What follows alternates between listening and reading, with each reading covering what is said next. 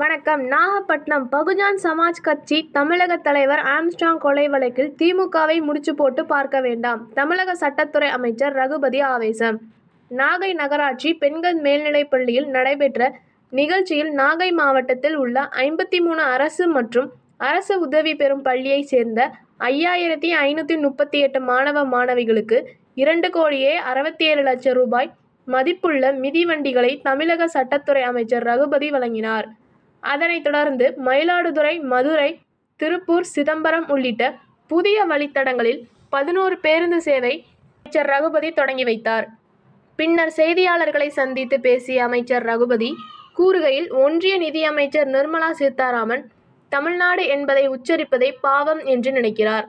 தமிழ்நாடு என்ற பெயரை சொல்வதையே அச்சப்படும் நிதியமைச்சர் திருக்குறளையும் பாரதியாரையும் மறந்துவிட்டார் என்று விமர்சித்தார்.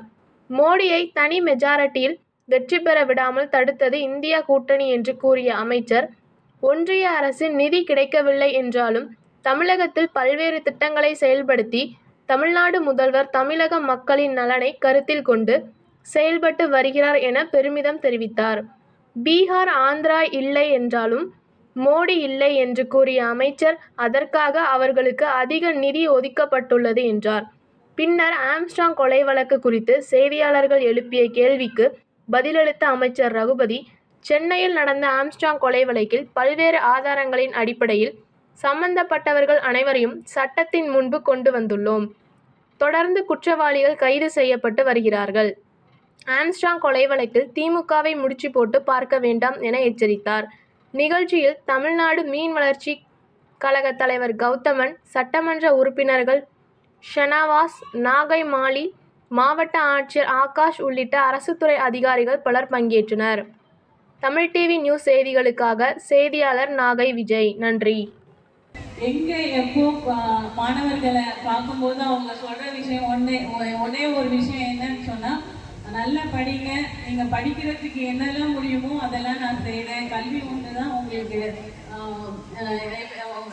மிக சிறந்த விஷயம் அப்படின்றத உறுதிப்படுத்துற வகையில தான் இப்ப இருக்கக்கூடிய அரசு கல்வி கற்க எதெல்லாம் தடையா இருக்கோ அதெல்லாம் நாங்க தகர்த்தெறிவோம் அப்படின்னு சொல்லிதான், அது எந்த விஷயமா இருந்தாலும் சரி, பள்ளிக்கு வர காலதாமதமா காலையில பள்ளிக்கு பசங்க வராங்கன்னா ஏன் வராங்கன்னா காலையில சாப்பாடு ரெடி பண்ண லேட் ஆகுது, அதனால ஸ்கூலுக்கு வர லேட் ஆகுது, அதனால உங்களுக்கு பிரச்சனை. என்னடா விலையில்லா மிதிவண்டிகள் வழங்கப்படுகின்றன என்று சொல்லிவிட்டு அதற்கு ஒரு விலையை நான் சொல்லுகிறேன் என்று நீங்கள் நினைக்கலாம். அது அரசாங்கம் தருகின்ற விலை.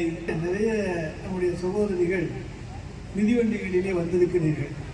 நிச்சயமாக எல்லா சைக்கிளும் 7,000, 8,000, 10,000, 5,000 அந்த மாதிரி தான் இருக்கும். வந்திருக்கிற சகோதரிகளுடைய வண்டிகள் சைக்கிள் பெற்றோர்கள் அவர்களுக்கு வாங்கி கொடுத்தது.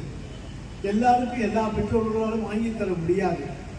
ஆனால் குறித்த நேரத்தில் செல்வதற்கு உதவியாக இருப்பதற்காக உங்களுடைய சகோதரராக இருந்து மாண்புமிகு தமிழ்நாடு முதலமைச்சர் அவர்கள் இந்த விலையில்லா மிதிவண்டிகளை உங்களுக்கு தந்திருக்கிறார்கள். இது எதுக்காக தந்திருக்காரு? நாம் நேரம் வீணாகக்கூடாது. வீட்டிலிருந்து இங்கே பள்ளிக்கு வருவதற்கு நடந்து வந்த 1/2 மணி நேரம், அதே நேரத்தில் இந்த மிதிவண்டியில 5 நிமிஷம், இங்கேருந்து வீட்டுக்கு திரும்பி போனால் 1/2 மணி நேரம், மிதிவண்டியில் போனால் 5 நிமிஷம். ஆக 1 மணி நேர வேலையை 10-15 நிமிடத்தில் முடித்து விடுகிறீர்கள். அப்போ உங்களுக்கு 45 நிமிடம் கூடுதலாக கிடைக்கிறது. அதுபோல் குரூப் ஸ்டடிக்கு படிக்க போகிற போது அங்கேயும் போக வர 10 நிமிஷம் தான் ஆகும். அப்போ உங்களுக்கு அங்கே ஒரு 1/2 மணி நேரம் கிடைக்கிறது.